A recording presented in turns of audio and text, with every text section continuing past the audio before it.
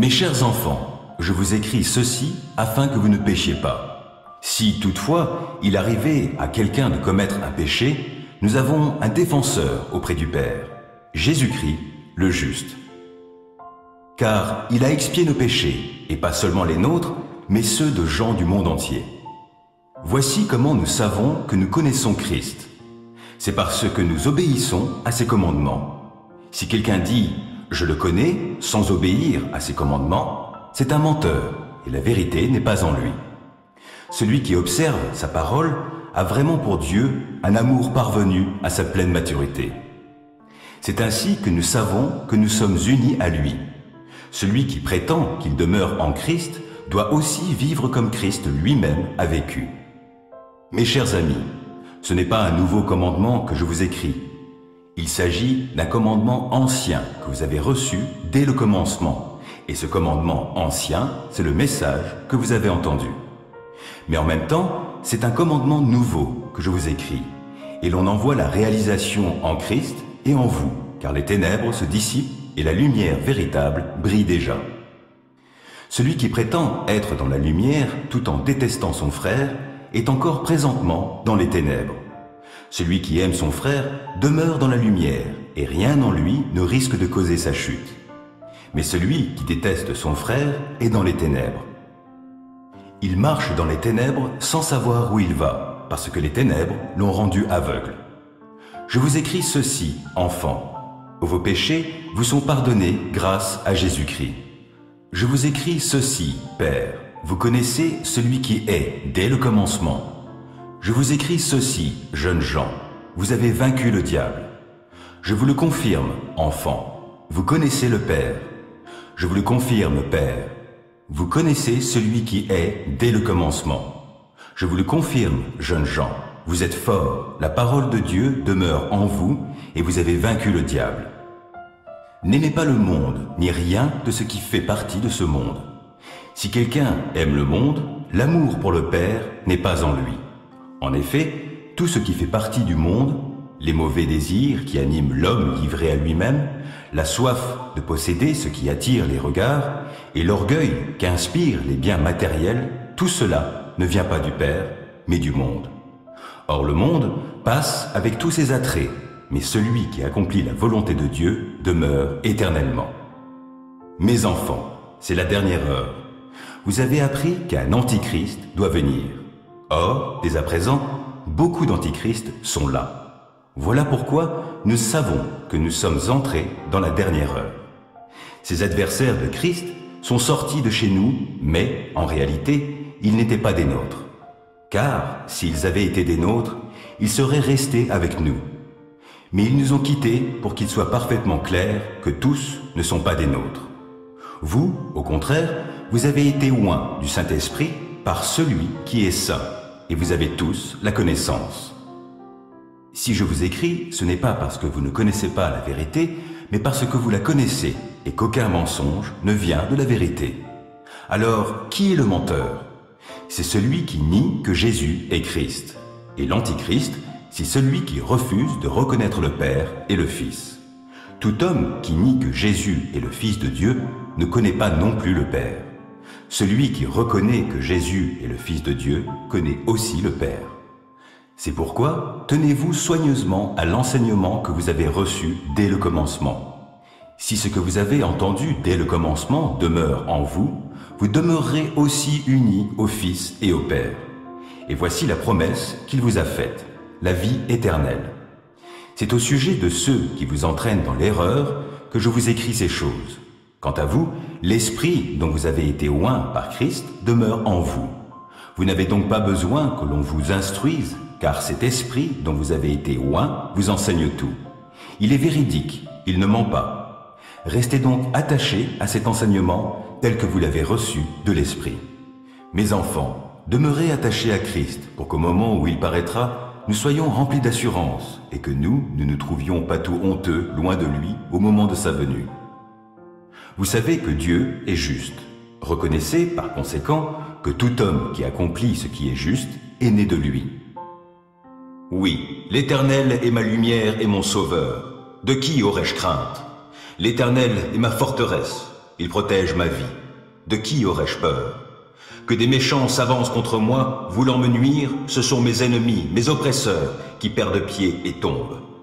Qu'une armée vienne m'assiéger, mon cœur reste sans crainte. Que l'on me déclare la guerre, je suis plein d'assurance. J'ai présenté à l'Éternel un seul souhait, mais qui me tient vraiment à cœur. Je voudrais habiter dans la maison de l'Éternel tous les jours de ma vie, afin d'admirer l'Éternel dans sa beauté et de chercher à le connaître dans sa demeure. Car il me cache sous sa tente dans les jours du malheur. Au secret de son tabernacle, il me tient abrité. Sur un rocher, il me met hors d'atteinte.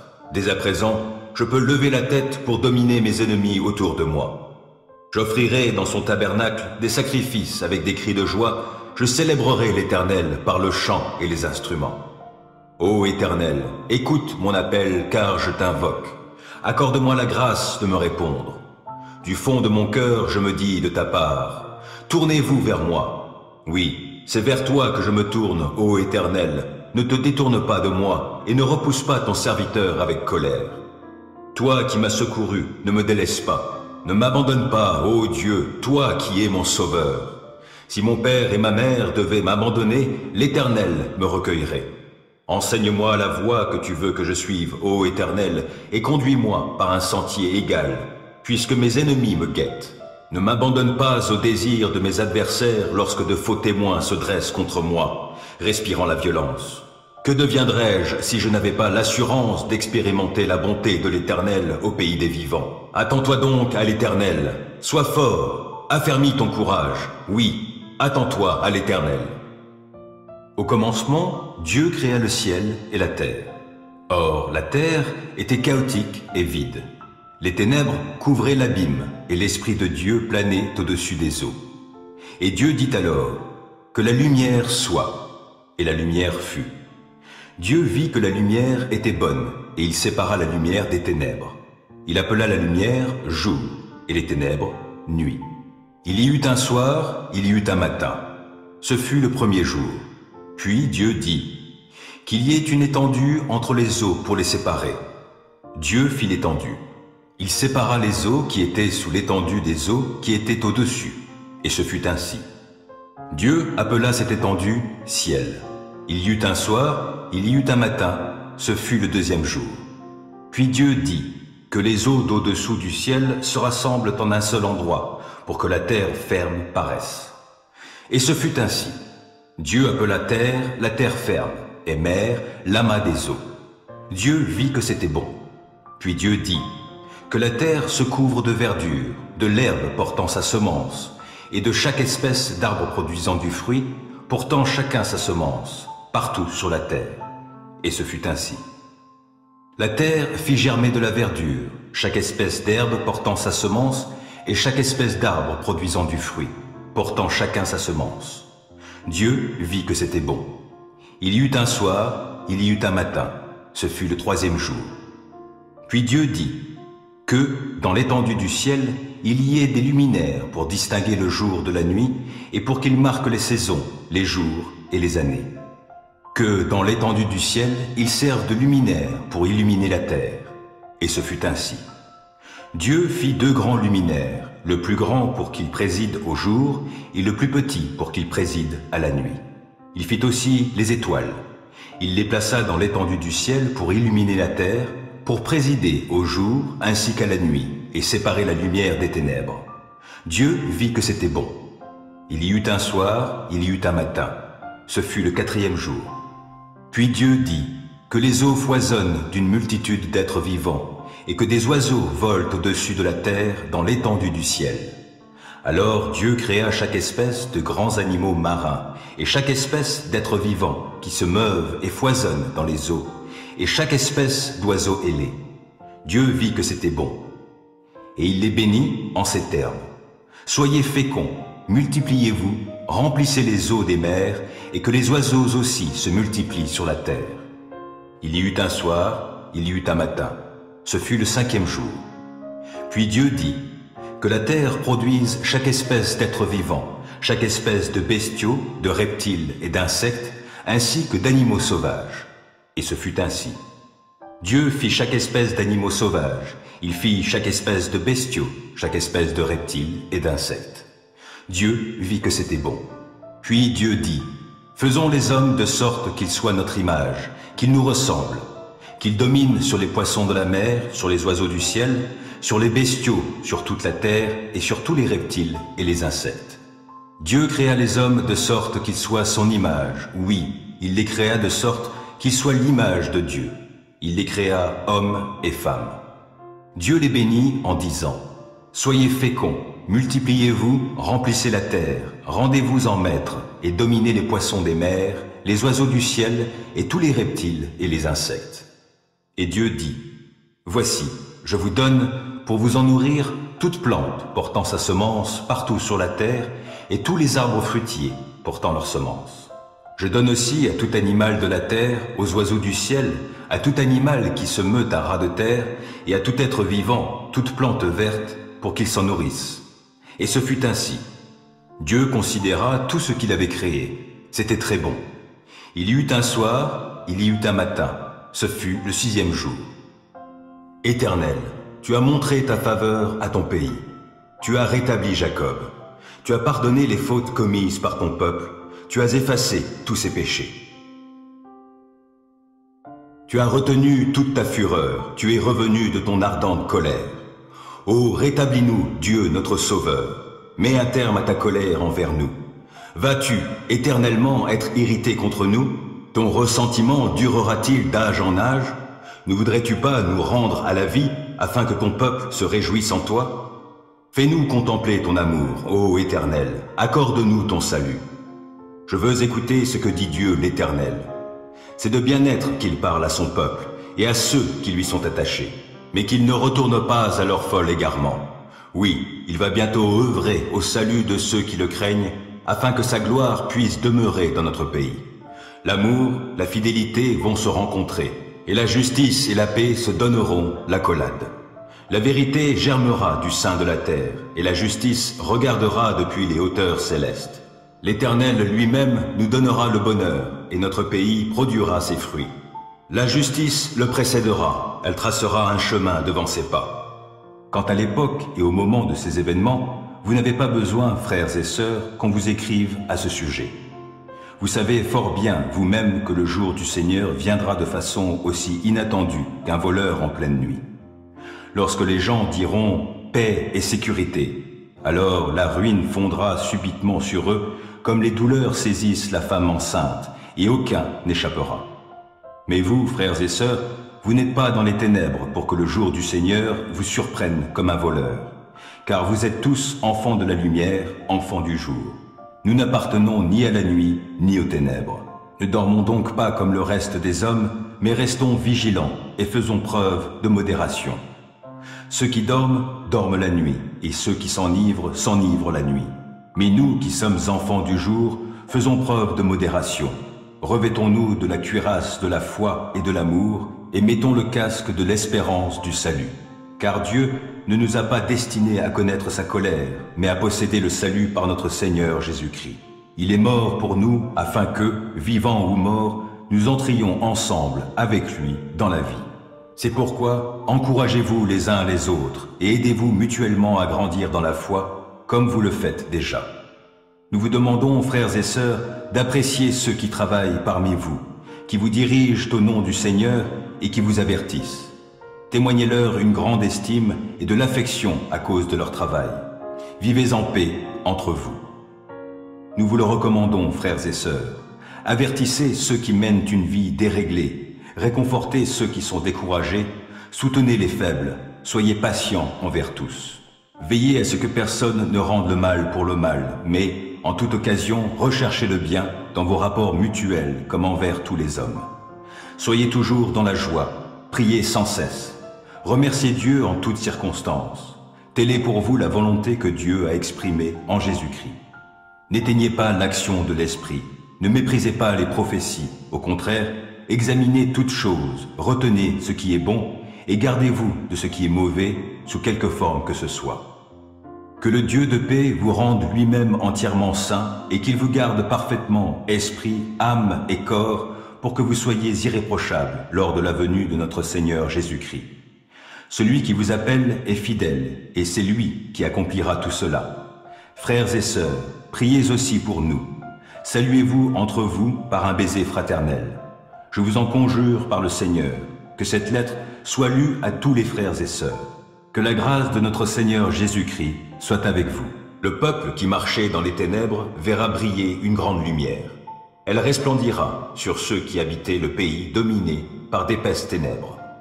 Ô Éternel, tu fais abonder l'allégresse, tu fais jaillir une très grande joie, et l'on se réjouit devant toi tout comme au temps de la moisson, ou comme on crie de joie lors du partage d'un butin.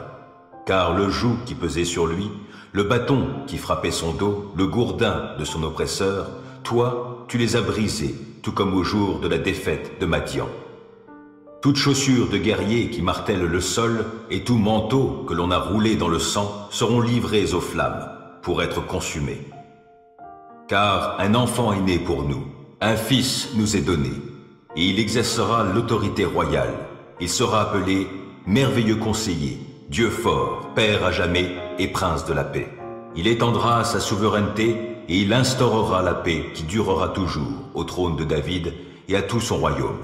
Sa royauté sera solidement fondée sur le droit et sur la justice, dès à présent et pour l'éternité. Voilà ce que fera le Seigneur des armées célestes dans son ardent amour.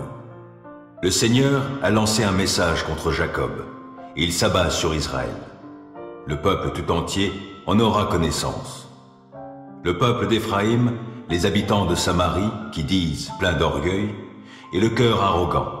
Les briques sont tombées, mais nous reconstruirons en pierre bien taillée. Les sycomores ont été abattus, par des cèdres, nous les remplacerons. L'Éternel a dressé contre eux les adversaires de Retzin, et il a excité leurs ennemis. Les Syriens, qui sont à l'Orient, les Philistins à l'Occident. Ils dévoreront Israël à belles dents. Mais malgré tout cela, son courroux ne s'apaise pas, sa main reste levée. Le peuple n'est pas revenu à l'Éternel qui le frappait. Il ne s'est pas tourné vers l'Éternel, le Seigneur des armées célestes. C'est pourquoi l'Éternel ôtera d'Israël la tête avec la queue, la palme et le roseau en un seul jour. Le dirigeant et le notable sont la tête du peuple, et le prophète, enseignant le mensonge, en est la queue.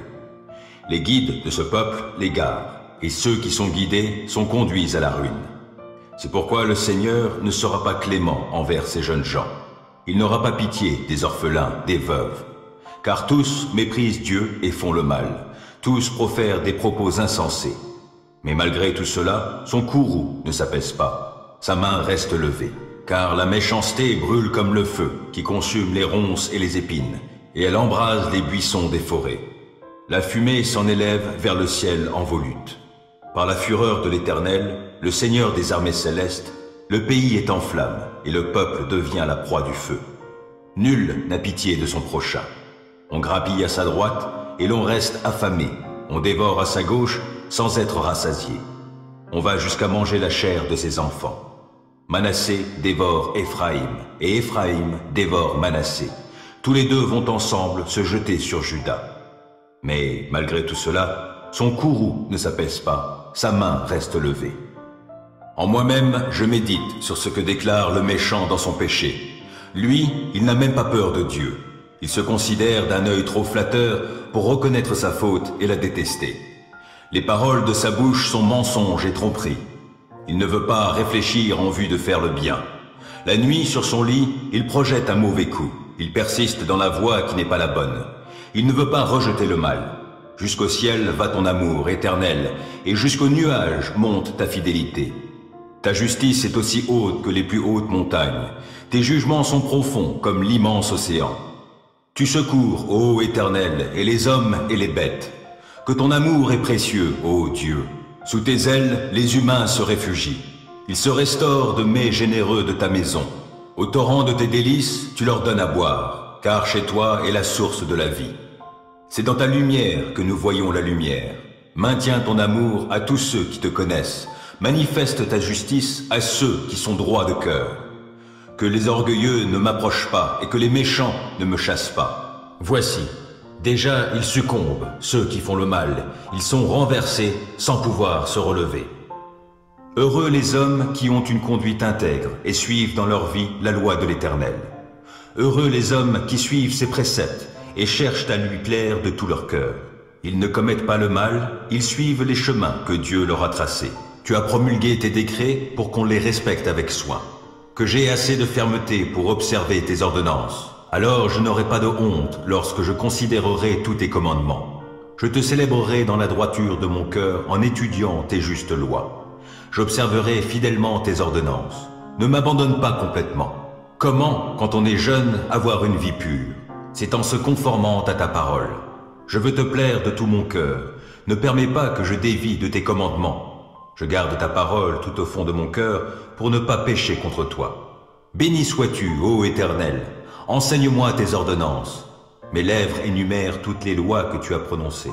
J'ai de la joie à suivre tes préceptes autant que si je possédais tous les trésors. Je veux méditer sur tes directives et fixer mes regards sur les voies que tu traces. Je trouve un grand plaisir dans ce que tu prescris et je ne veux jamais oublier ta parole. Fais du bien à ton serviteur, accorde-moi de vivre, je me conformerai à ta parole. Ouvre mes yeux pour que je voie de ta loi les merveilles. Je suis étranger sur la terre, ne me cache pas tes commandements. Je brûle en tout temps du désir de connaître tes lois. Tu menaces ces orgueilleux maudits qui s'écartent de tes commandements. Délivre-moi du déshonneur et du mépris, car j'observe tes lois. Quand même des puissants délibéreraient contre moi, ton serviteur encore méditerait tes ordonnances. Tes préceptes font mes délices, ils sont mes conseillers. Je suis collé à la poussière, sauve ma vie selon ce que tu as promis. Je t'ai exposé ma conduite et tu m'as répondu. Apprends-moi tes commandements. Fais-moi discerner le chemin tracé par tes décrets pour que je réfléchisse à tes prodiges. Je suis accablé de chagrin. Relève-moi conformément à ta parole. Détourne-moi du chemin du mensonge et, dans ta grâce, fais que je vive selon ta loi. J'ai choisi le chemin de la fidélité, je me conforme à tes décrets. Je me tiens attaché à tes édits.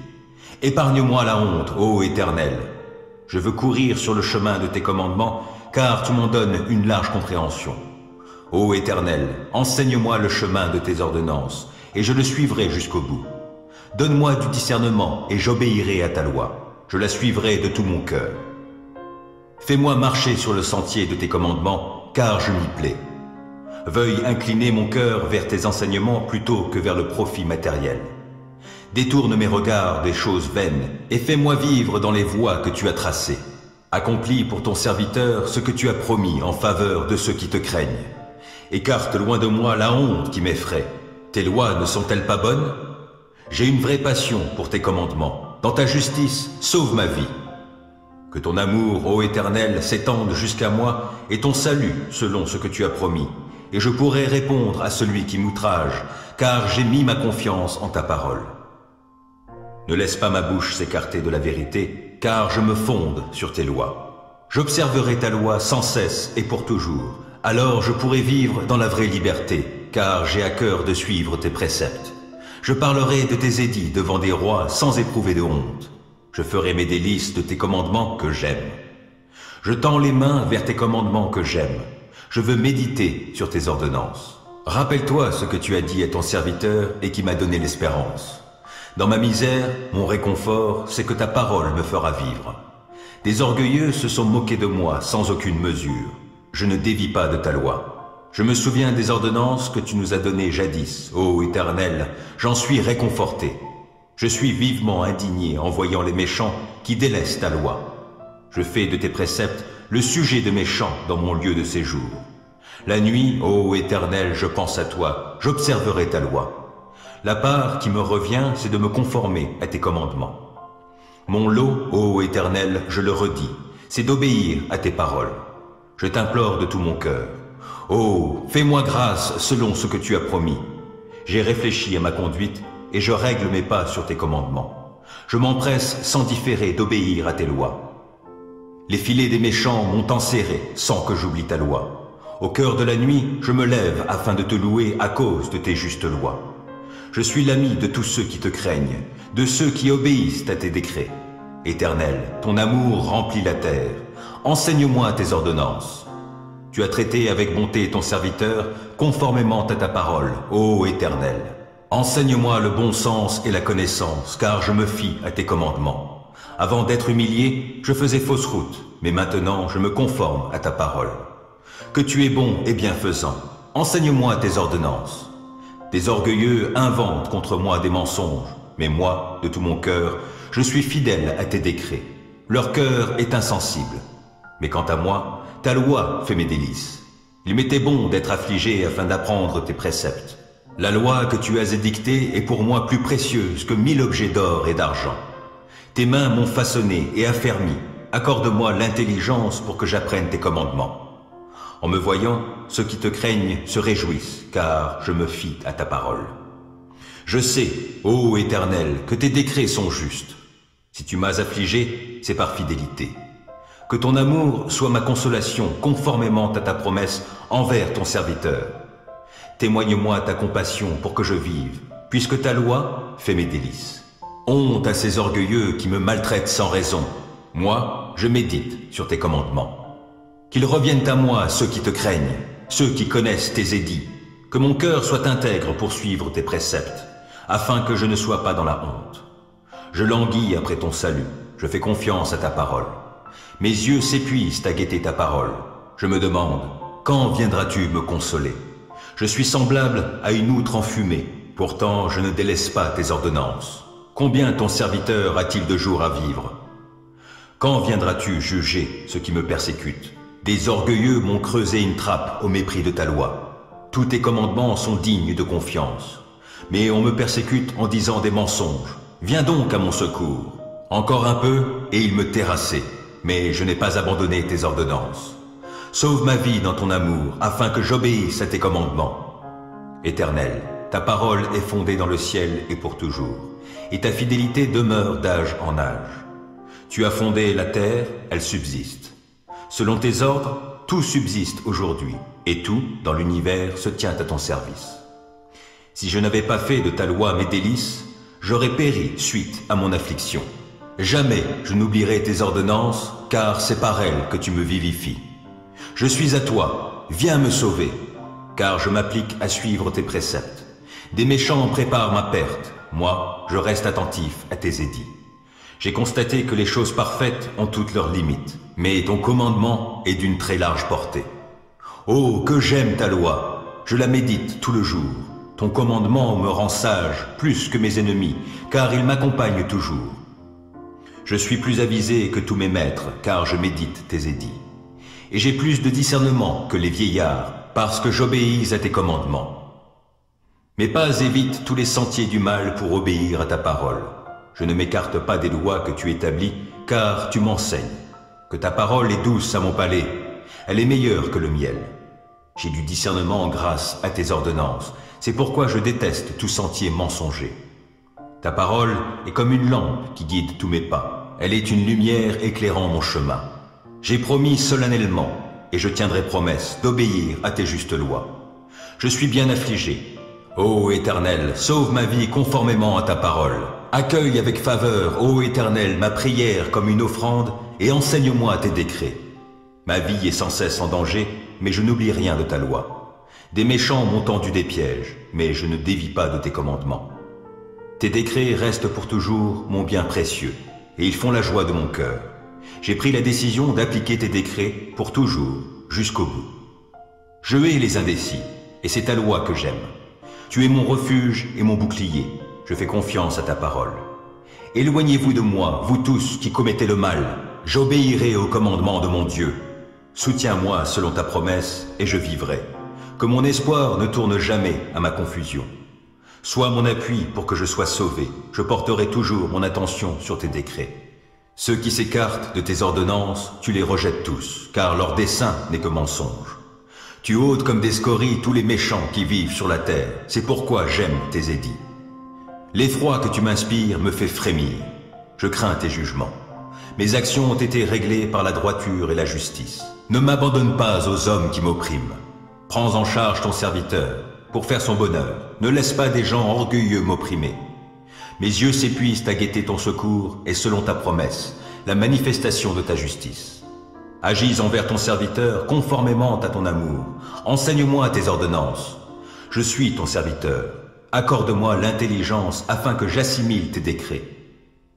C'est le moment d'agir, ô Éternel, car on viole ta loi. C'est pourquoi j'aime tes commandements plus que l'or, oui, plus que l'or fin. Oui, c'est pourquoi je trouve juste toutes tes ordonnances et je déteste tout sentier de mensonge. Tes lois sont des merveilles, aussi je les observe. Quand on découvre tes paroles, c'est la lumière. Les gens sans expérience y trouvent le discernement. J'ouvre la bouche et je soupire, tant je désire tes commandements. Regarde-moi et fais-moi grâce, selon ce qui est juste pour ceux qui t'aiment. Veuille affermir mes pas par ta parole et qu'aucun mal ne puisse m'asservir. Libère-moi de l'oppression des hommes et moi, je me conformerai à tes commandements. Montre-toi favorable envers ton serviteur, enseigne-moi tes ordonnances. Mes yeux répandent des flots de larmes, car on n'observe pas ta loi. Éternel, tu es juste, et tes décrets sont conformes à la droiture. Tu as fondé tes ordonnances sur la justice, et elles sont très sûres. Pour moi, je suis saisi de la plus vive indignation à l'égard de mes ennemis, car ils négligent tes paroles. Ta parole est pleinement éprouvée, c'est pourquoi ton serviteur l'aime. Je suis petit et méprisé, mais je n'oublie pas tes préceptes. Ta justice est juste à jamais, ta loi est vérité. Je suis dans la détresse, l'angoisse me saisit, mais tes commandements font mes délices. La justice de tes édits est éternelle, donne-moi du discernement et je vivrai. Je t'invoque de tout mon cœur. Éternel, réponds-moi et j'observerai tes décrets. Oui, je t'invoque, veuille me secourir. Et moi, je me conformerai à tes édits. Je me lève avant l'aube pour implorer ton aide. Je fais confiance à ta parole. Avant la fin des veilles de la nuit, mes yeux sont déjà éveillés pour méditer sur tes paroles. Dans ton amour, écoute-moi. Ô Éternel, sauve ma vie conformément à ta justice. Des gens au dessein criminel me serrent de tout près. Ils se tiennent loin de ta loi. Mais toi, Éternel, tu es proche. Tous tes commandements sont vérité. Depuis longtemps, tes ordonnances m'ont appris que tu les as établies pour toujours. Considère mon affliction. Délivre-moi puisque je n'oublie pas ta loi. Défends ma cause, délivre-moi et sauve-moi la vie selon ce que tu as promis. Le salut est loin des méchants, car ils négligent tes décrets. Ta compassion est grande, ô Éternel, sauve-moi donc la vie conformément à tes principes de justice. Mes ennemis, ceux qui me persécutent, sont innombrables, mais je ne dévie pas de tes édits. Je vois avec dégoût des traîtres qui n'obéissent pas à ta parole. Mais considère combien j'aime tes ordonnances. Ô Éternel, dans ton amour, sauve ma vie. Ta parole, dans sa totalité, est vérité, et tout le droit que tu as établi dans ta justice est éternel. Sans raison, des puissants me persécutent, mais je ne tremble qu'à ta parole. Je fais ma joie de ta parole comme celui qui trouve un grand trésor, mais je hais le mensonge, je le déteste, et c'est ta loi que j'aime. 7 fois par jour, je redis tes louanges, à cause de tes justes lois.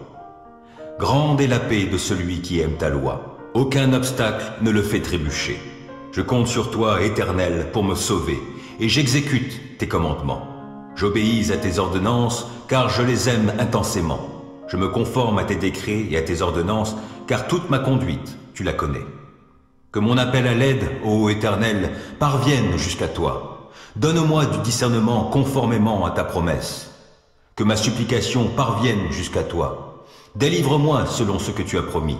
Que la louange jaillisse de mes lèvres, car tu m'enseignes tes décrets. Oui, que ma langue célèbre ta parole. Tous tes commandements sont justes. Par ta puissance, viens à mon aide, car j'ai choisi de suivre tes directives. Je désire ardemment que tu me sauves, ô Éternel. Ta loi fait mes délices. Oh, que je vive pour te louer, et que tes lois me soient en aide. Je suis errant comme une brebis égarée. Oh, viens chercher ton serviteur, car je n'oublie aucun de tes commandements. Puisque vous êtes les enfants bien-aimés de Dieu, suivez l'exemple de votre Père. Que votre vie soit dirigée par l'amour, de même que Christ nous a aimés et a livré lui-même sa vie à Dieu pour nous, comme une offrande et un sacrifice dont le parfum plaît à Dieu. Quant à l'immoralité et aux pratiques dégradantes sous toutes leurs formes et à la soif de posséder, qu'il n'en soit pas même question entre vous. Ce ne sont pas des sujets de conversation qui conviennent aux membres du peuple saint, pas plus que les propos grossiers ou stupides et les plaisanteries équivoques. C'est inconvenant. Exprimez plutôt votre reconnaissance envers Dieu. Car sachez-le bien, Aucun homme qui se livre à l'immoralité, à des pratiques dégradantes ou à la soif de posséder, qui est une idolâtrie, n'a d'héritage dans le royaume de Christ et de Dieu. Que personne ne vous trompe par des discours sans valeur. Ce sont ces désordres qui attirent la colère de Dieu sur ceux qui refusent de lui obéir. Ne vous associez pas à ces gens-là. Autrefois, certes, vous apparteniez aux ténèbres, mais à présent, par votre union avec le Seigneur, vous appartenez à la lumière. Comportez-vous donc comme des enfants de la lumière, car ce que produit la lumière, c'est tout ce qui est bon, juste et vrai. Efforcez-vous de discerner ce qui plaît au Seigneur. Ne participez pas aux pratiques stériles que favorisent les ténèbres, mais démasquez-les plutôt. Car tout ce que ces gens-là font en cachette est si honteux qu'on n'ose même pas en parler. Mais quand ces choses sont démasquées, leur véritable nature paraît à la lumière. Or ce qui paraît à la lumière est lumière. De là viennent ces paroles. Réveille-toi, ô toi qui dors, relève-toi d'entre les morts, et Christ fera lever sa lumière sur toi. Veillez donc avec soin à votre manière de vivre. Ne vous comportez pas comme des insensés, mais comme des gens sensés. Mettez à profit les occasions qui se présentent à vous, car nous vivons des jours mauvais. C'est pourquoi ne soyez pas déraisonnables, mais comprenez ce que le Seigneur attend de vous. Ne vous enivrez pas de vin, cela vous conduirait à une vie de désordre, mais soyez remplis de l'Esprit. Ainsi, vous vous entretiendrez par le chant de psaumes, d'hymnes et de cantiques inspirés par l'Esprit. Vous louerez le Seigneur de tout votre cœur par vos chants et vos psaumes. À tout moment et pour toute chose, vous remercierez Dieu le Père au nom de notre Seigneur Jésus-Christ, et parce que vous avez la crainte de Christ, vous vous soumettrez les uns aux autres, vous femmes en particulier, chacune à son mari, et cela par égard pour le Seigneur. Le mari, en effet, est le chef de sa femme, comme Christ est la tête, le chef de l'Église, qui est son corps et dont il est le Sauveur. Mais comme l'Église se soumet à Christ, qu'ainsi aussi la femme se soumette en toutes circonstances à son mari. Quant à vous, mari, que chacun de vous aime sa femme comme Christ a aimé l'Église. Il a donné sa vie pour elle, afin de la rendre digne de se tenir devant Dieu après l'avoir purifiée par sa parole, comme par le bain nuptial. Il a ainsi voulu se présenter cette Église à lui-même, rayonnante de beauté, sans tache, ni ride, ni aucun défaut, mais digne de se tenir devant Dieu et irréprochable. Voilà comment chaque mari doit aimer sa femme comme si elle était son propre corps. Ainsi, celui qui aime sa femme s'aime lui-même.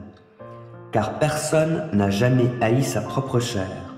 Au contraire, chacun la nourrit et l'entoure de soins, comme Christ le fait pour l'Église, parce que nous sommes les membres de son corps. C'est pourquoi l'homme laissera son père et sa mère pour s'attacher à sa femme, et les deux ne feront plus qu'un. Il y a là un grand mystère.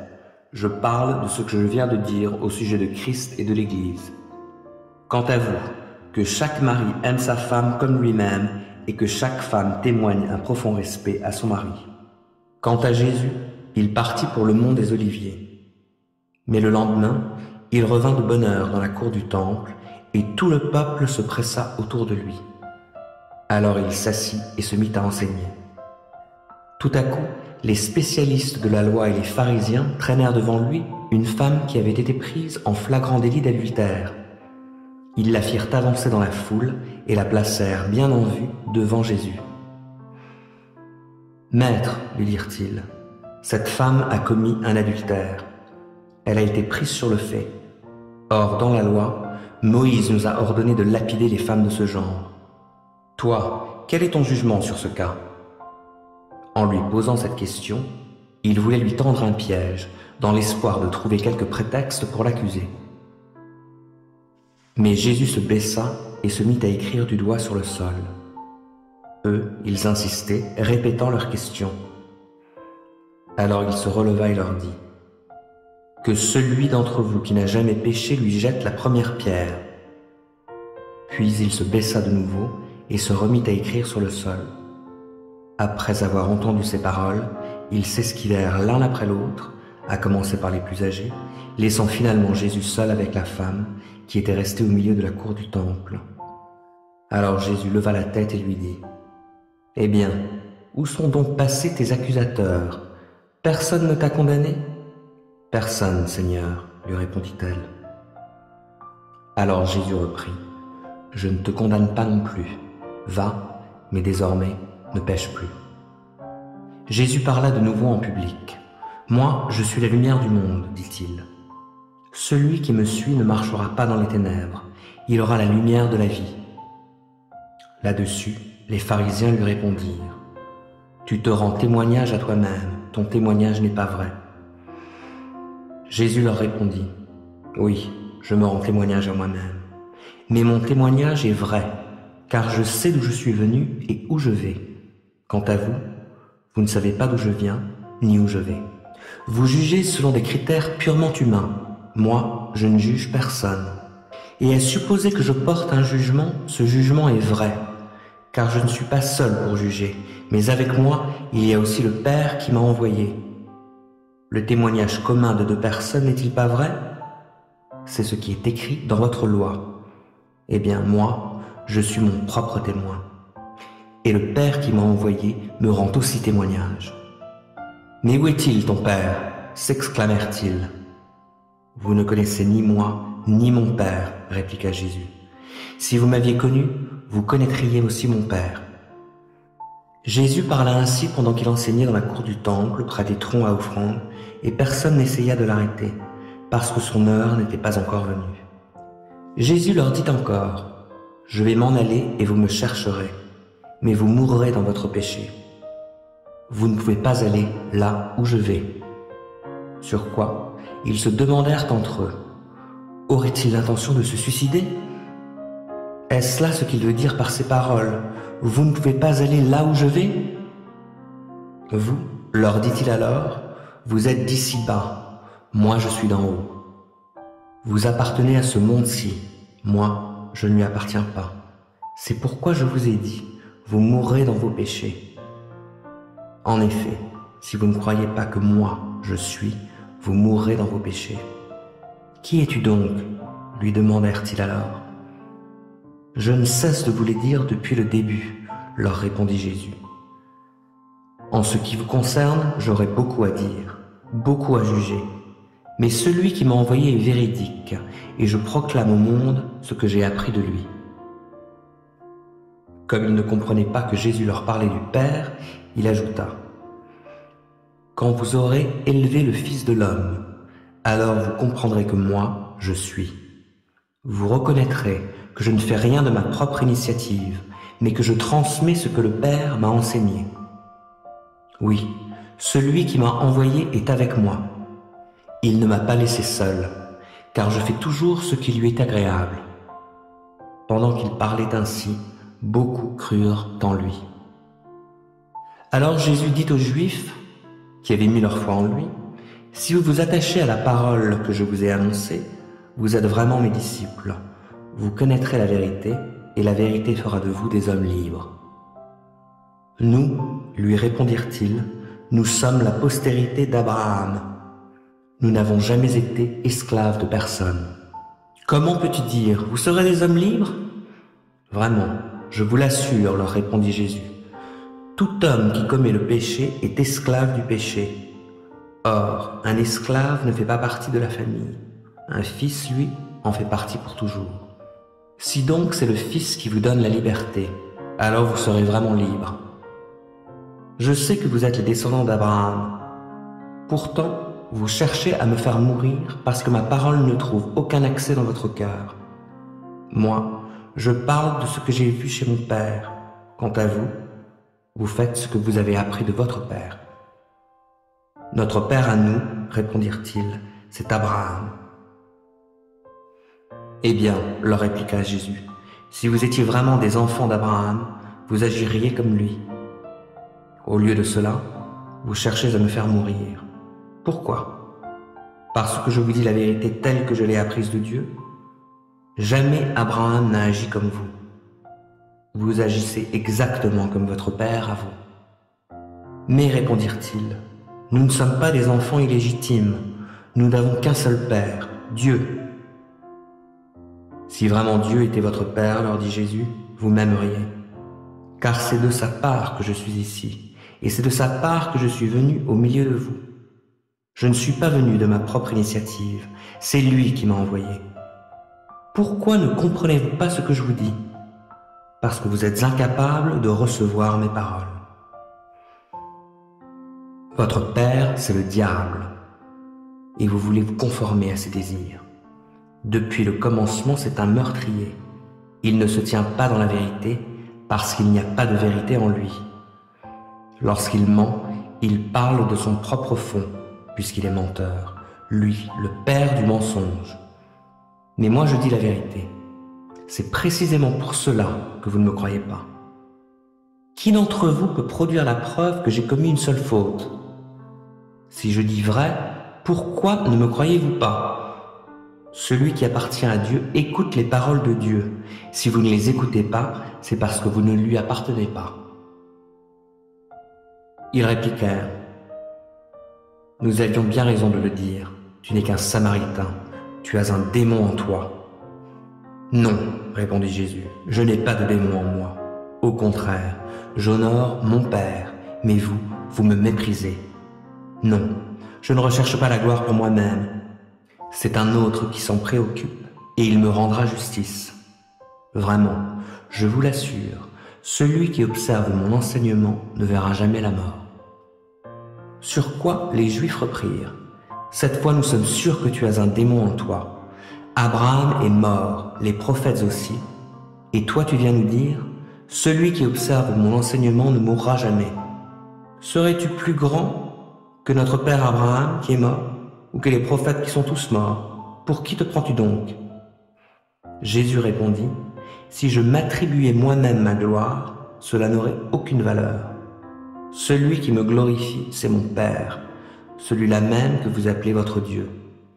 En fait, vous ne le connaissez pas, alors que moi, je le connais. Si je disais ne pas le connaître, je serais menteur, comme vous. Mais le fait est que je le connais et que j'obéis à sa parole. Abraham, votre père, a exulté de joie à la pensée de voir mon jour. Il l'a vu et en a été transporté de joie. Quoi, lui dirent-ils alors?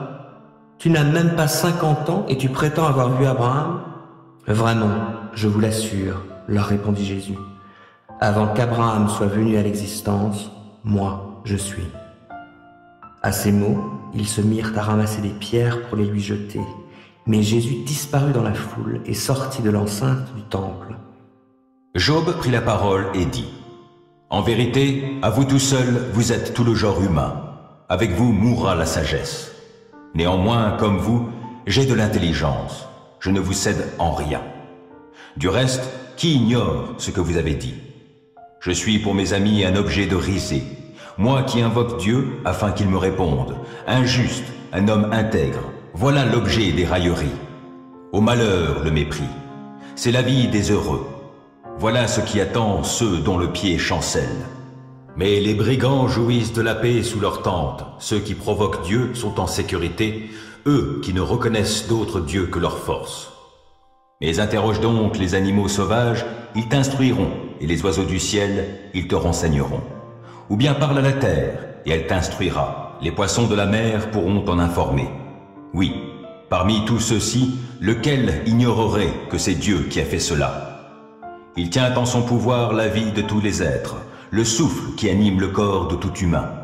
L'oreille juge bien les mots que l'on entend, tout comme le palais discerne le goût des aliments. La sagesse appartient aux personnes âgées et une longue vie donne l'intelligence. C'est auprès de lui que se trouvent la sagesse et la force. C'est à lui qu'appartiennent conseil, intelligence. Voici. Ce qu'il détruit, nul ne le rebâtit. Et s'il enferme un homme, personne n'ouvrira. Il arrête les eaux et c'est la sécheresse. Et dès qu'il les déchaîne, la terre est dévastée. Auprès de lui réside la force et la sagesse. Il tient en son pouvoir celui qui se fourvoie et celui qui l'égare. Il emmène en exil les conseillers d'État et livre à la folie les dirigeants du peuple.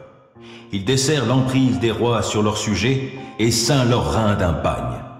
Il emmène en exil les prêtres, il renverse les pouvoirs établis. Il ôte la parole aux orateurs habiles et ravit le discernement aux personnes âgées. Il couvre de mépris les nobles, il fait aussi tomber les armes des puissants.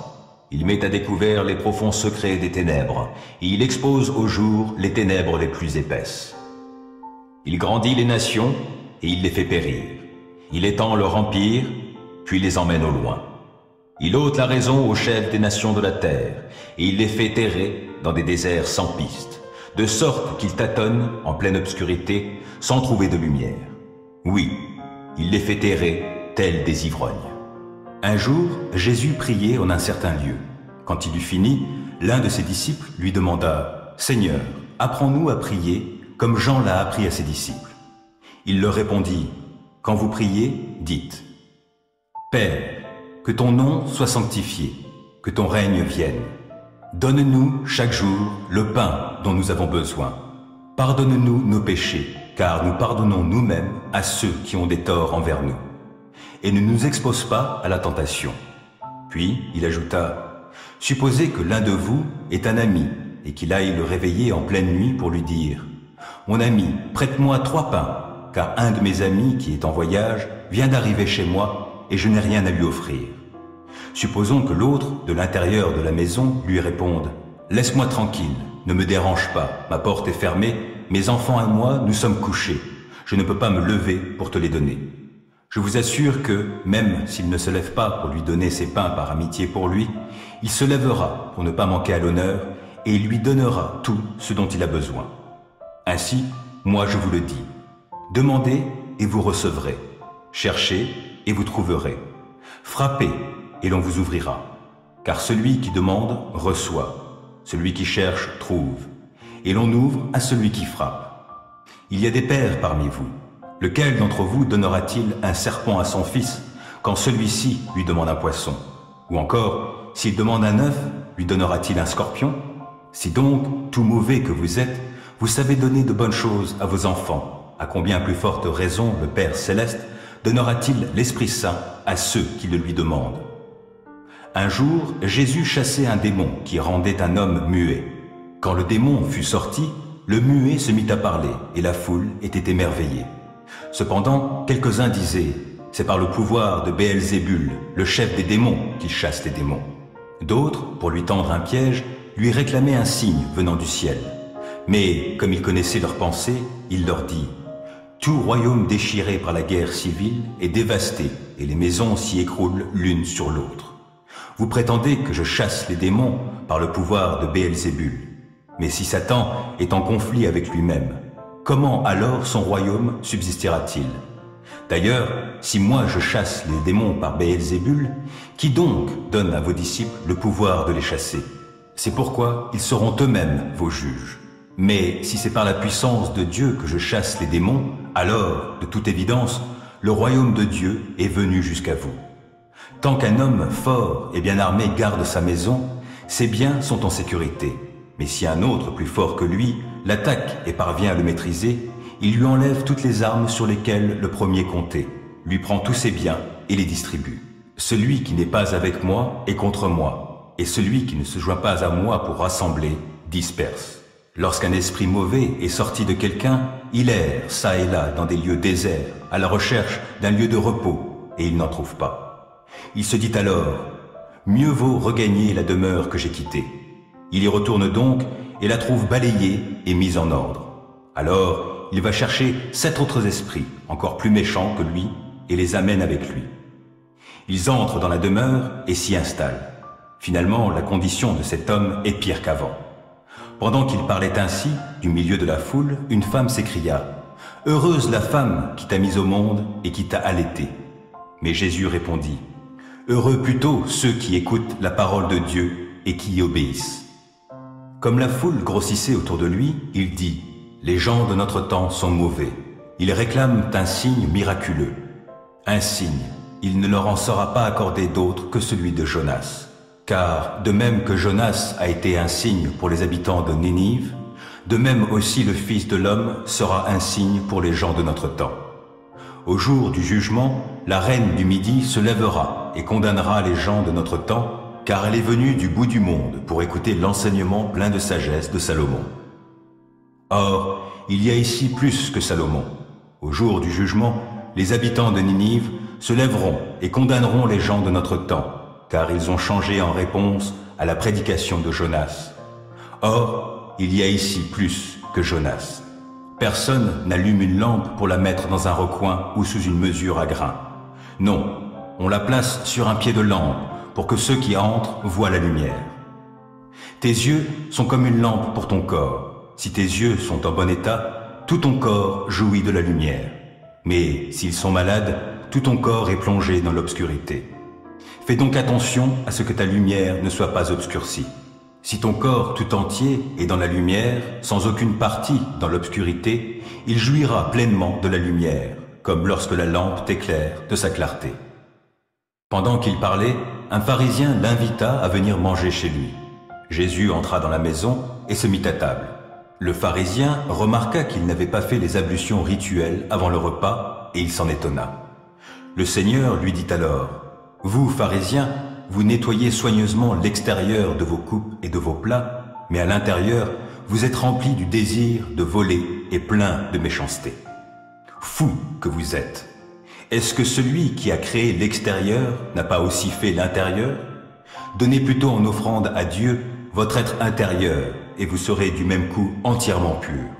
Mais malheur à vous, pharisiens, vous vous acquittez scrupuleusement de la dîme sur toutes les plus petites herbes, comme la menthe et la rue, et sur le moindre légume, mais vous négligez la droiture et l'amour de Dieu. Voilà ce qu'il fallait faire, sans laisser le reste de côté. Malheur à vous, pharisiens, parce que vous aimez les sièges d'honneur dans les synagogues. Vous aimez qu'on vous salue respectueusement sur les places publiques. Malheur à vous! Vous ressemblez à ces tombes que rien ne signale au regard et sur lesquelles on passe sans s'en douter. Là-dessus, un enseignant de la loi se mit à protester en disant: « Maître, en parlant ainsi, tu nous insultes, nous aussi. »« Oui, malheur à vous aussi, enseignants de la loi, lui répondit Jésus.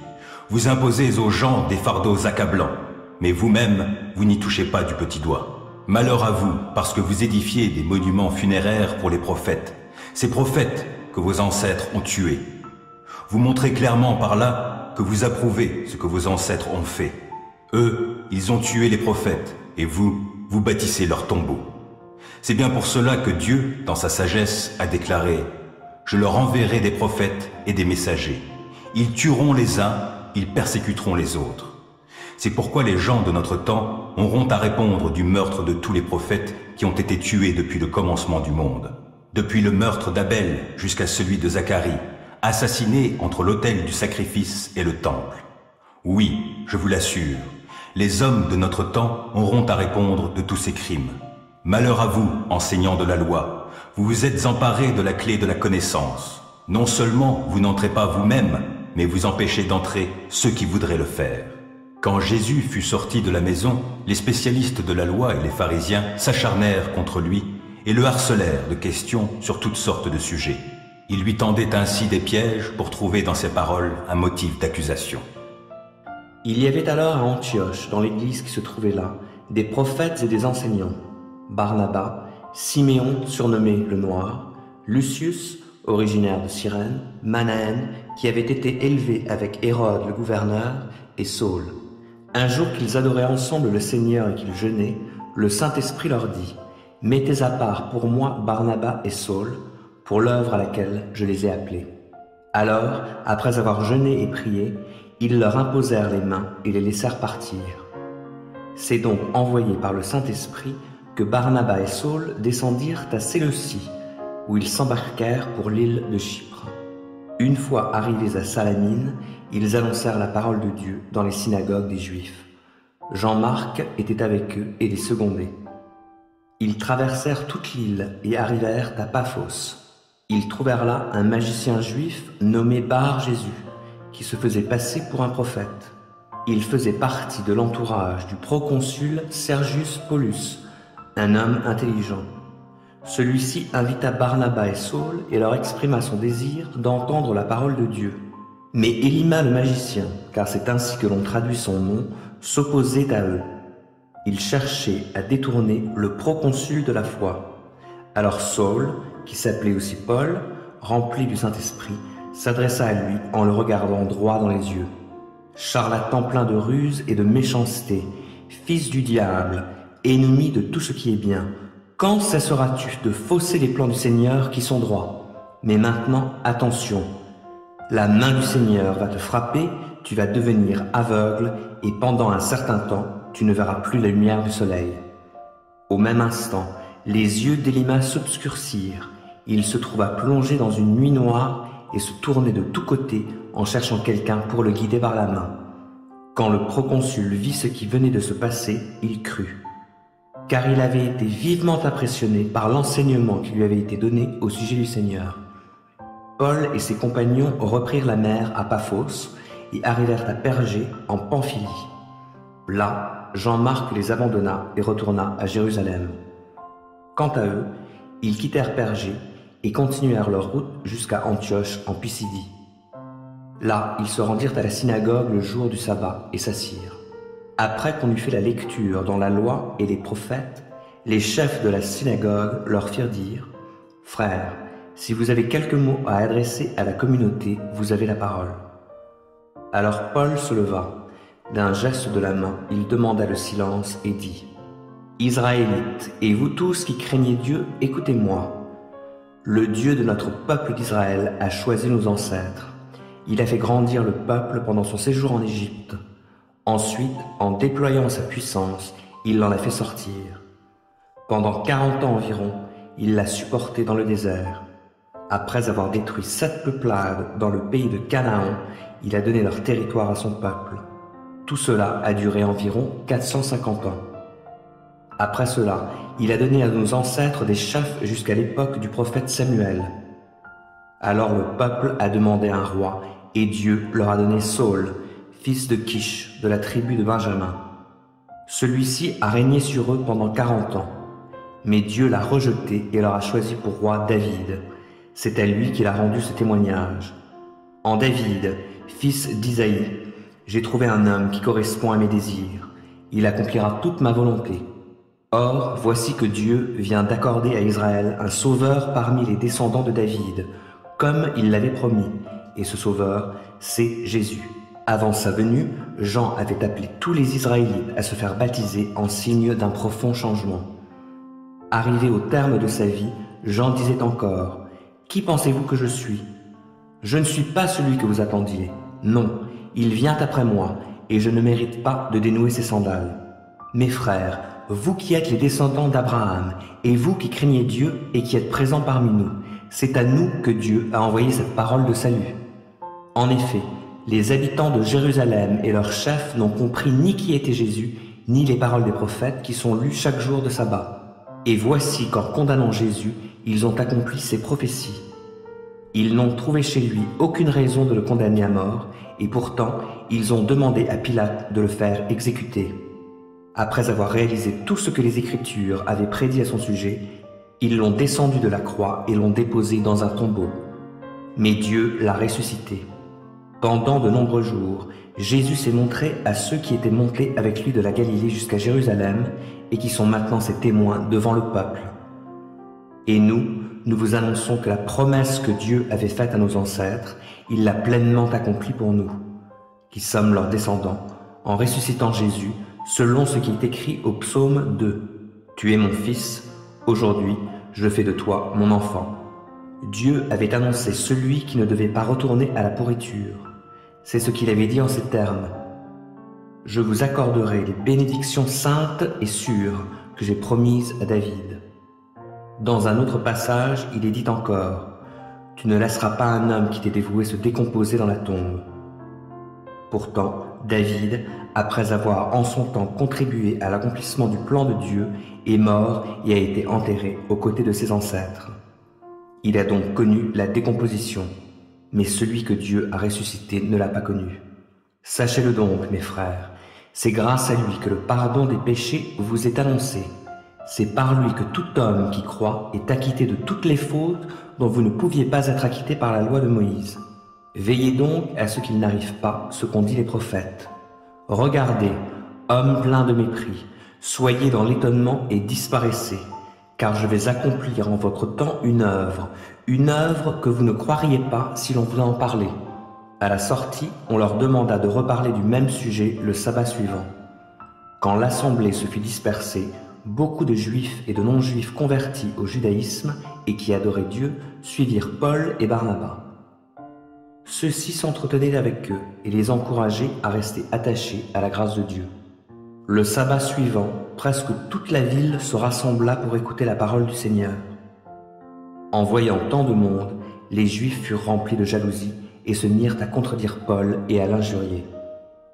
Paul et Barnabas leur déclarèrent alors avec une pleine assurance : « C'est à vous en premier que la parole de Dieu devait être annoncée. Mais puisque vous la refusez et que vous-même ne vous jugez pas digne d'avoir part à la vie éternelle, nous nous tournons vers ceux qui ne sont pas juifs.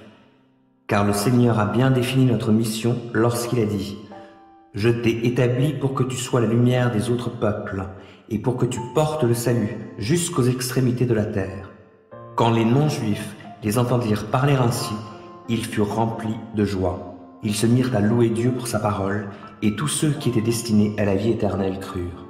La parole du Seigneur se répandait dans toute la contrée avoisinante. Mais les Juifs excitèrent les femmes dévotes de la haute société qui s'étaient attachées au judaïsme, ainsi que les notables de la ville. Ils provoquèrent ainsi une persécution contre Paul et Barnabas et les expulsèrent de leur territoire. Ceux-ci secouèrent contre la poussière de leurs pieds et allèrent à Iconium. Les nouveaux disciples, cependant, étaient remplis de joie et de l'Esprit Saint. Mon fils, si tu t'es porté garant des dettes de ton prochain, si tu t'es engagé pour autrui en topant dans la main, si tu t'es laissé prendre au piège par tes promesses, si tu es prisonnier de tes propres paroles, alors vite, mon fils, fais ce que je te dis pour te désengager, car tu t'es livré toi-même au pouvoir d'autrui. Va, humilie-toi devant le créancier, insiste auprès de lui. N'accorde ni sommeil à tes yeux, ni assoupissement à tes paupières. Dégage-toi comme la gazelle du piège tendu, comme l'oiseau du filet de l'oiseleur. Toi qui es paresseux, va donc voir la fourmi. Observe son comportement et tu apprendras la sagesse. Elle n'a ni commandant, ni contremaître, ni chef. Durant l'été, elle prépare sa nourriture. Au temps de la moisson, elle amasse ses provisions. Et toi, paresseux, combien de temps vas-tu rester couché ? Quand donc sortiras-tu de ton sommeil pour te lever ? Je vais faire juste un petit somme, dis-tu, juste un peu m'assoupir, rien qu'un peu croiser les mains et rester couché un instant. Mais pendant ce temps, la pauvreté s'introduit chez toi comme un rôdeur, et la misère comme un pillard. C'est un vaurien, un personnage inique, celui qui va, colportant des mensonges. Il appuie ses dires de clignement d'yeux, de tapement des pieds et de signes des doigts. Il n'y a que des pensées perverses dans son cœur. Il manigance du mal et passe son temps à susciter des querelles. Aussi la ruine fondra-t-elle sur lui sans crier gare. Il sera brisé soudainement et sans remède. Il y a 6 choses que l'Éternel déteste, et même 7 qui lui sont en horreur. Les yeux qui regardent les autres de haut, la langue qui répand des mensonges, les mains qui font couler le sang des innocents, le cœur qui médite des projets coupables, les pieds qui se hâtent de courir vers le mal, le faux témoin qui dit des mensonges et l'homme qui sème la discorde entre des frères. Mon fils, reste attaché aux préceptes de ton père et ne rejette pas l'enseignement de ta mère. Tiens-les constamment sur ton cœur, attache-les comme un collier à ton cou. Ils te guideront quand tu voyageras, ils veilleront sur toi durant ton sommeil et s'entretiendront avec toi à ton réveil. Car le précepte est une lampe et l'enseignement une lumière. Les avertissements et les reproches sont le chemin vers la vie. Ils te préserveront de la femme immorale et te garderont de te laisser séduire par les paroles enjôleuses d'une inconnue. Ne la convoite pas dans ton cœur à cause de sa beauté, ne te laisse pas séduire par ses œillades. Car, à cause d'une prostituée, on peut être réduite à un morceau de pain, et la femme adultère met en péril une vie précieuse. Peut-on mettre du feu dans sa poche sans que les vêtements s'enflamment ? Peut-on marcher sur des braises sans se brûler les pieds ? De même, celui qui court après la femme de son prochain ne demeurera pas indemne. S'il la touche, il ne saurait rester impuni. On ne méprise pas celui qui a volé pour assouvir sa faim parce qu'il n'avait rien à manger. Pourtant, s'il est découvert, il devra restituer 7 fois plus, et il donnera tout ce qu'il a dans sa maison. Mais celui qui commet un adultère avec une femme est dépourvu de sens. Agir ainsi c'est se détruire soi-même. Celui qui fait cela ne récoltera que souffrance et déshonneur. Sa honte ne s'effacera jamais. Car la jalousie met le mari en fureur, il sera sans pitié au jour de la vengeance. Il ne se laissera apaiser par aucune indemnité. Il ne l'acceptera pas, même si tu multiplies les présents. Mon fils, si tu t'es porté garant des dettes de ton prochain, si tu t'es engagé pour autrui en topant dans la main, si tu t'es laissé prendre au piège par tes promesses, si tu es prisonnier de tes propres paroles, alors vite, mon fils, fais ce que je te dis pour te désengager, car tu t'es livré toi-même au pouvoir d'autrui. Va, humilie-toi devant le créancier, insiste auprès de lui, n'accorde ni sommeil à tes yeux, ni assoupissement à tes paupières. Dégage-toi comme la gazelle du piège tendu, comme l'oiseau du filet de l'oiseleur. Toi qui es paresseux, va donc voir la fourmi, observe son comportement et tu apprendras la sagesse. Elle n'a ni commandant, ni contremaître, ni chef.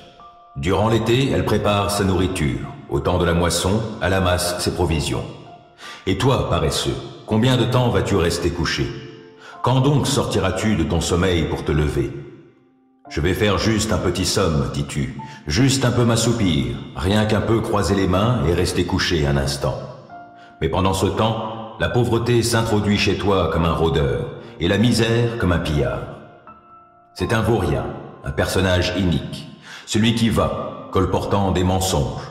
Il appuie ses dires de clignement d'yeux, de tapement des pieds et de signes des doigts. Il n'y a que des pensées perverses dans son cœur. Il manigance du mal et passe son temps à susciter des querelles. Aussi la ruine fondra-t-elle sur lui sans crier gare. Il sera brisé soudainement et sans remède. Il y a 6 choses que l'Éternel déteste, et même 7 qui lui sont en horreur. Les yeux qui regardent les autres de haut, la langue qui répand des mensonges, les mains qui font couler le sang des innocents, le cœur qui médite des projets coupables, les pieds qui se hâtent de courir vers le mal, le faux témoin qui dit des mensonges et l'homme qui sème la discorde entre des frères. Mon fils, reste attaché aux préceptes de ton père et ne rejette pas l'enseignement de ta mère. Tiens-les constamment sur ton cœur, attache-les comme un collier à ton cou. Ils te guideront quand tu voyageras, ils veilleront sur toi durant ton sommeil et s'entretiendront avec toi à ton réveil. Car le précepte est une lampe et l'enseignement une lumière. Les avertissements et les reproches sont le chemin vers la vie. Ils te préserveront de la femme immorale et te garderont de te laisser séduire par les paroles enjôleuses d'une inconnue. Ne la convoite pas dans ton cœur à cause de sa beauté. Ne te laisse pas séduire par ses œillades. Car, à cause d'une prostituée, on peut être réduite à un morceau de pain, et la femme adultère met en péril une vie précieuse. Peut-on mettre du feu dans sa poche sans que les vêtements s'enflamment? Peut-on marcher sur des braises sans se brûler les pieds? De même, celui qui court après la femme de son prochain ne demeurera pas indemne. S'il la touche, il ne saurait rester impuni. On ne méprise pas celui qui a volé pour assouvir sa faim parce qu'il n'avait rien à manger. Pourtant, s'il est découvert, il devra restituer 7 fois plus, et il donnera tout ce qu'il a dans sa maison. Mais celui qui commet un adultère avec une femme est dépourvu de sens. Agir ainsi, c'est se détruire soi-même. Celui qui fait cela ne récoltera que souffrance et déshonneur. Sa honte ne s'effacera jamais.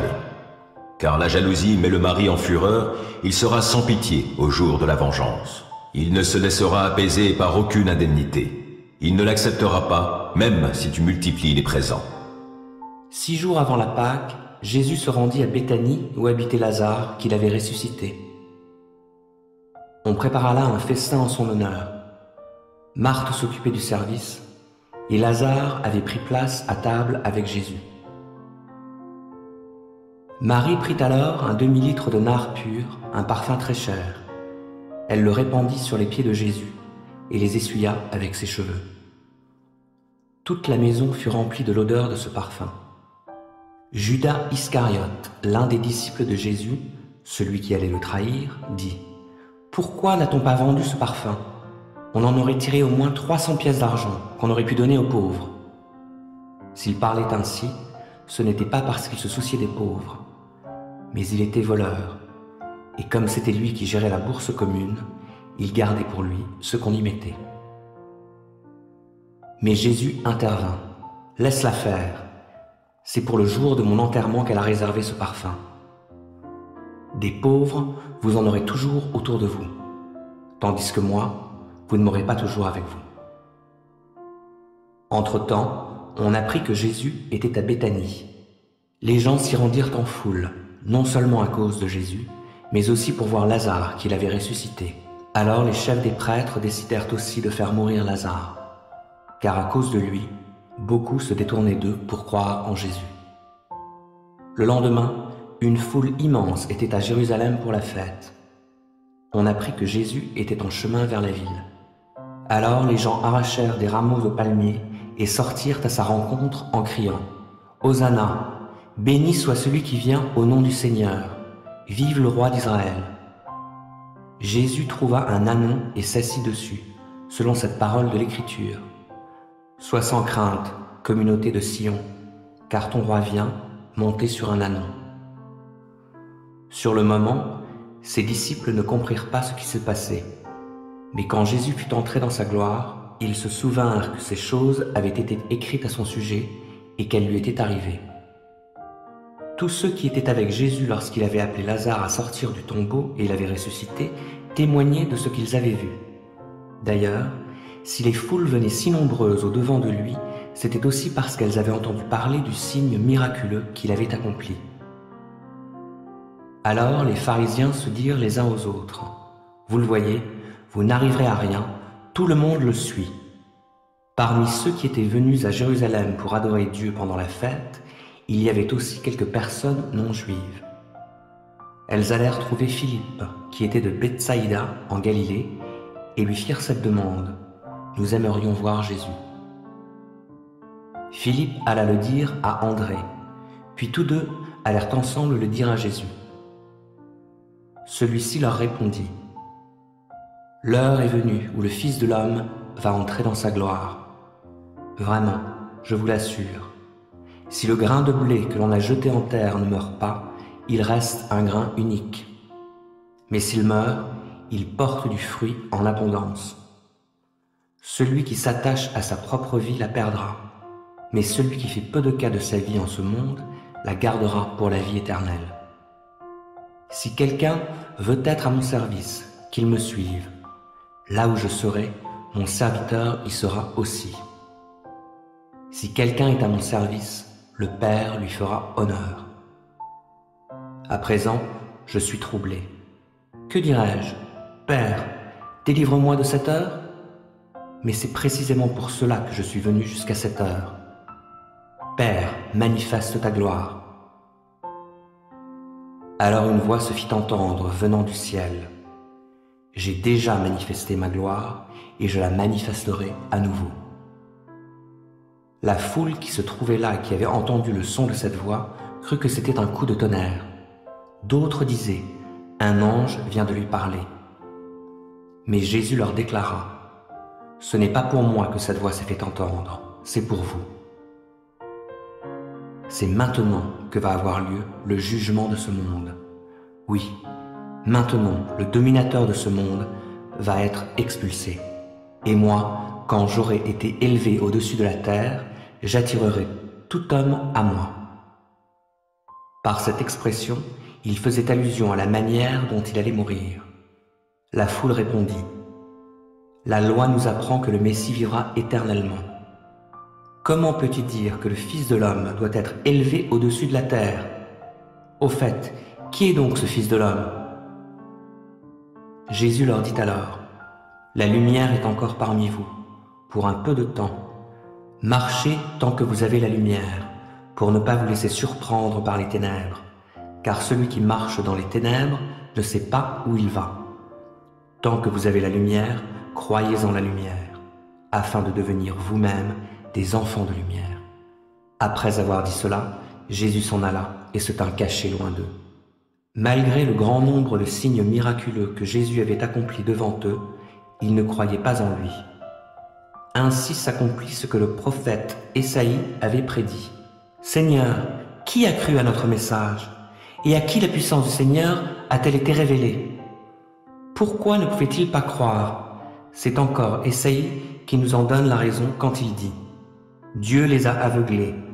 il les a rendus insensibles, afin qu'ils ne voient pas de leurs yeux, qu'ils ne comprennent pas avec leur intelligence, qu'ils ne se tournent pas vers lui, pour qu'il les guérisse. Ésaïe a dit cela parce qu'il avait vu la gloire de Jésus et qu'il parlait de lui. Et pourtant, même parmi les dirigeants, beaucoup crurent en lui. Mais, à cause des pharisiens, ils n'osaient pas le reconnaître ouvertement de peur d'être exclus de la synagogue. Car il tenait davantage à la gloire qui vient des hommes qu'à celle qui vient de Dieu. Jésus déclara à haute voix: « Si quelqu'un met sa confiance en moi, ce n'est pas en moi seulement qu'il croit, mais encore en celui qui m'a envoyé. Qui me voit, voit aussi celui qui m'a envoyé. C'est pour être la lumière que je suis venu dans le monde, afin que tout homme qui croit en moi ne demeure pas dans les ténèbres. Si quelqu'un entend ce que je dis, mais ne le met pas en pratique, ce n'est pas moi qui le jugerai, car je ne suis pas venu pour juger le monde, mais pour le sauver. Celui donc qui me méprise et qui ne tient pas compte de mes paroles a déjà son juge. C'est cette parole même que j'ai prononcée, elle le jugera au dernier jour. Car je n'ai pas parlé de ma propre initiative. Le Père qui m'a envoyé m'a ordonné lui-même ce que je dois dire et enseigner. Or je le sais bien, l'enseignement que m'a confié le Père, c'est la vie éternelle. Et mon enseignement consiste à dire fidèlement ce que m'a dit le Père. Ô Seigneur, d'âge en âge, tu as été notre refuge. Avant que soient nées les montagnes et que tu aies créé la terre et l'univers, de toute éternité et pour l'éternité, toi, tu es Dieu. Tu fais retourner l'homme à la poussière, et tu dis aux humains, « Retournez-y, car 1000 ans à tes yeux sont comme le jour d'hier qui est déjà passé, comme une seule veille au milieu de la nuit. Tu les plonges dans le sommeil, et ils sont au matin comme l'herbe éphémère qui fleurit le matin et passe vite. Le soir, elle se fane et se flétrit. Nous sommes consumés par ta colère, ta fureur nous effraie. Tu as mis devant toi tous nos péchés, et tu mets en lumière tout ce que nous cachons. Tous nos jours disparaissent par ta colère, et nous achevons nos années comme un murmure. Le temps de notre vie, c'est 70 ans au mieux, 80 ans pour les plus vigoureux, et leur agitation n'est que peine et misère. Car le temps passe vite, et nous nous envolons. Qui donc connaît l'intensité de ta colère et ton courroux à la mesure de la crainte qui t'est due? Oh, apprends-nous à bien compter nos jours, afin que notre cœur acquiert la sagesse. Tourne-toi de nouveau vers nous, ô Éternel. Jusque à quand tarderas-tu encore? Aie pitié de tes serviteurs. Rassasie-nous tous les matins de ton amour, et nous crierons de joie, pleins d'allégresse, tout au long de nos jours. Rends-nous en jours de joie les jours de nos épreuves, et en années de joie nos années de malheur. Que tes serviteurs voient tes œuvres, et que ta splendeur brille sur leurs descendants. Que le Seigneur, notre Dieu, nous accorde sa faveur. Fais prospérer pour nous l'ouvrage de nos mains. Oh oui, fais prospérer l'ouvrage de nos mains. Éternel, tu me sondes et tu me connais. Toi, tu sais quand je m'assieds et quand je me lève. De loin, tu discernes tout ce que je pense. Tu sais quand je marche et quand je me couche, et tous mes chemins te sont familiers. Bien avant qu'un mot vienne sur mes lèvres, Éternel, tu sais déjà tout ce que je vais dire.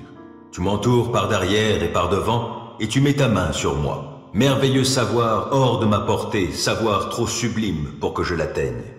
Où pourrais-je aller loin de ton esprit?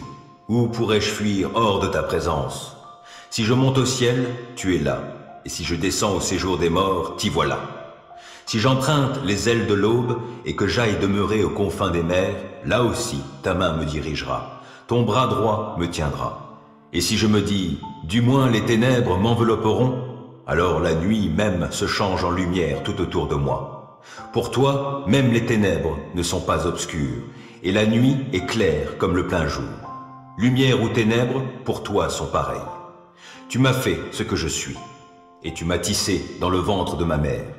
Je te loue d'avoir fait de moi une créature aussi merveilleuse. Tu fais des merveilles, et je le reconnais bien. Mon corps n'était pas caché à tes yeux quand, dans le secret, je fus façonné et tissé comme dans les profondeurs de la terre. Je n'étais encore qu'une masse informe, mais tu me voyais, et, dans ton registre, se trouvaient déjà inscrits tous les jours que tu m'avais destinés, alors qu'aucun d'eux n'existait encore. Combien tes desseins, ô Dieu, sont pour moi impénétrables, et comme ils sont innombrables. Si je les comptais, ils seraient bien plus nombreux que les grains de sable sur les bords des mers. Voici, je m'éveille, je suis encore avec toi. Puisses-tu, ô Dieu, faire mourir le méchant, que les hommes sanguinaires partent loin de moi.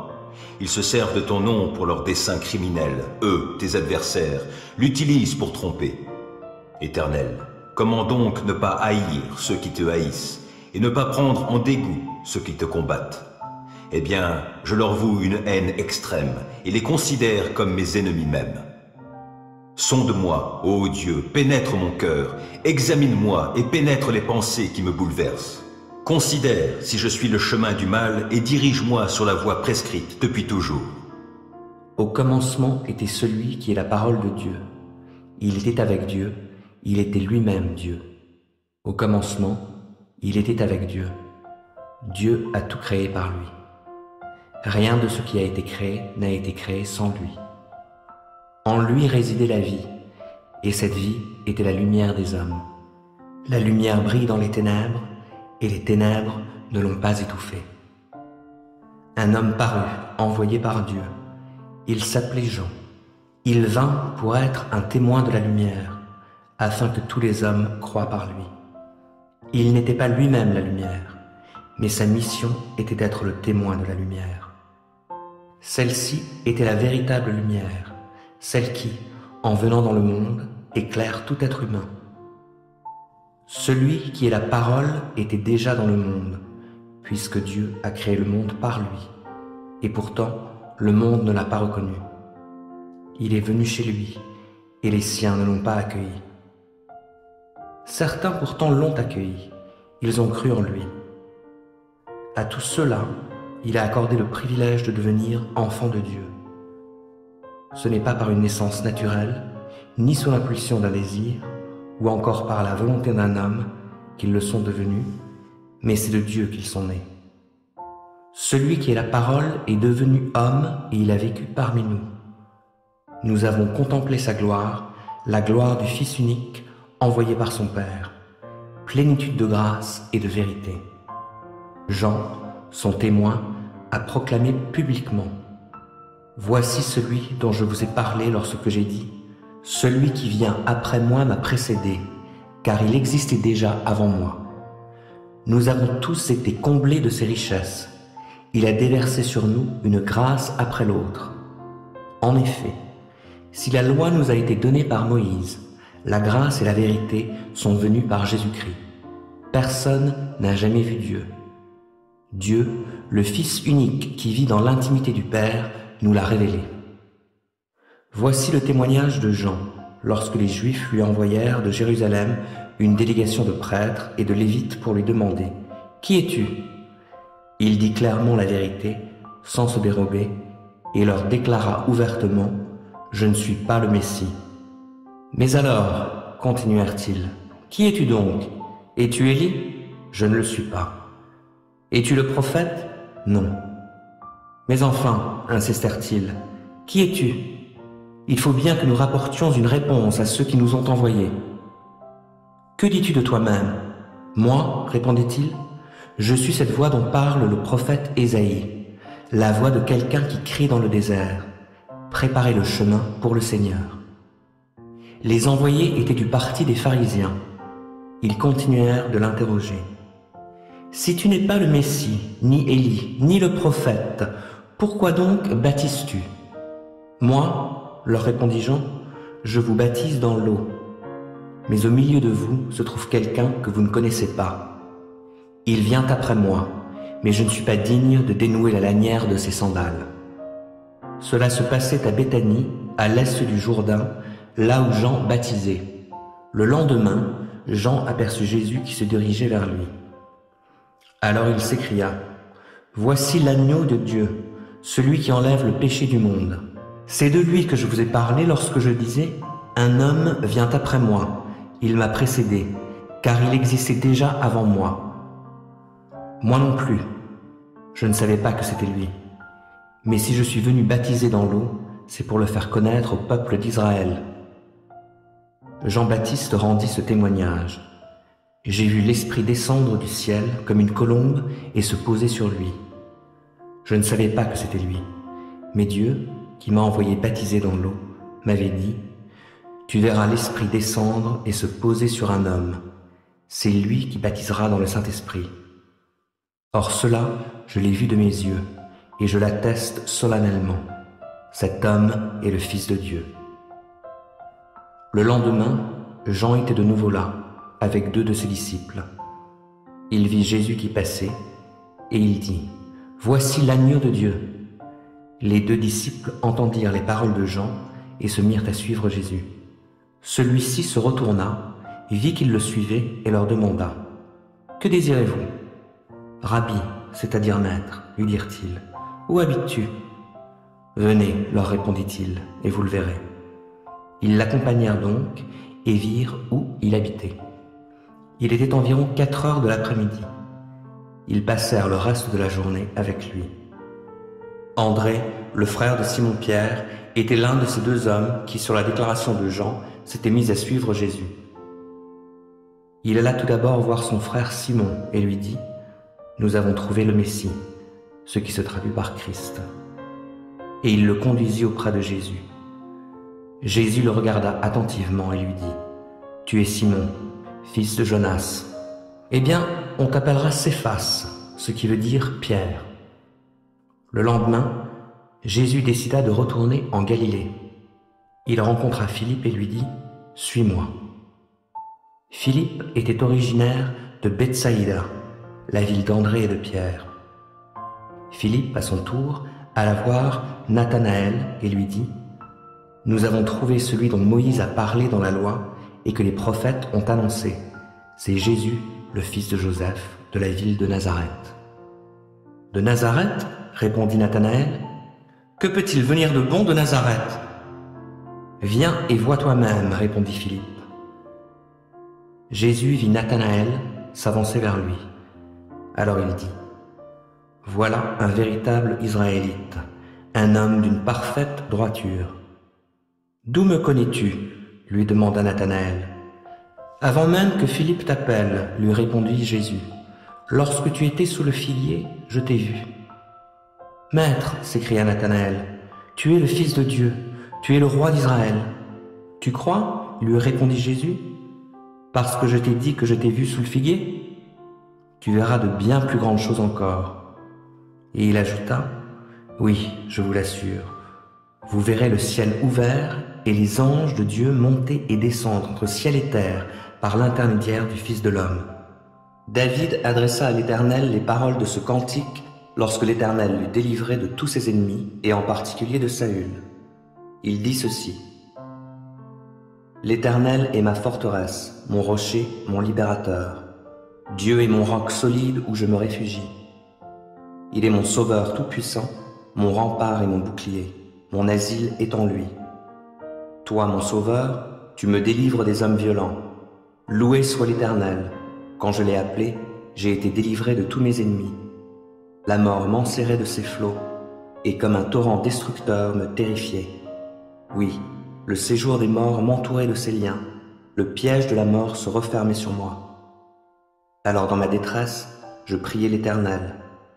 Vers mon Dieu, je lançai mon appel au secours.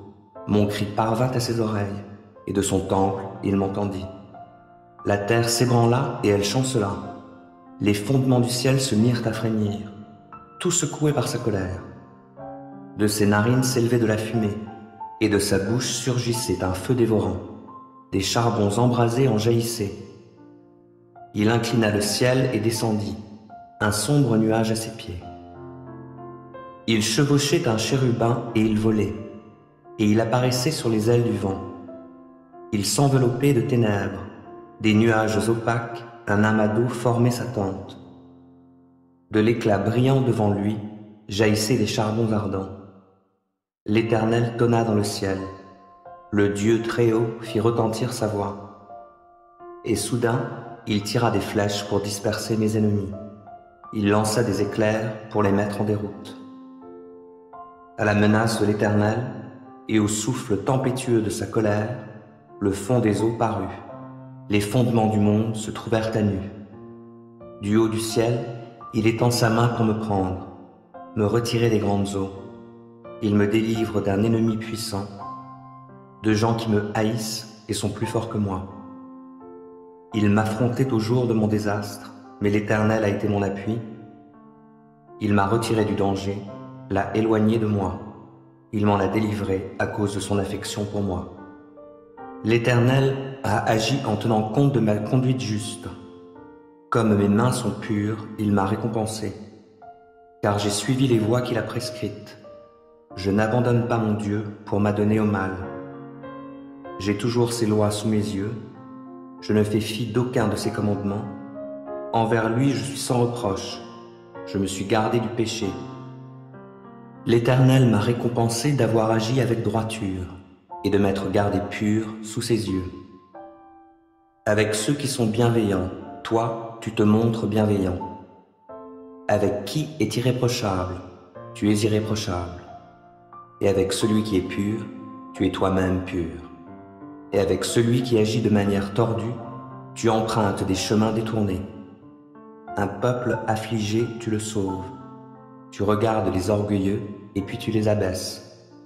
Tu es ma lampe, ô Éternel. Tu illumines mes ténèbres. Avec toi, je me précipite sur une troupe bien armée. Avec mon Dieu, je franchis les murailles. Parfaites sont les voies que Dieu prescrit. La parole de l'Éternel est éprouvée. Ceux qui le prennent pour refuge trouvent en lui un bouclier.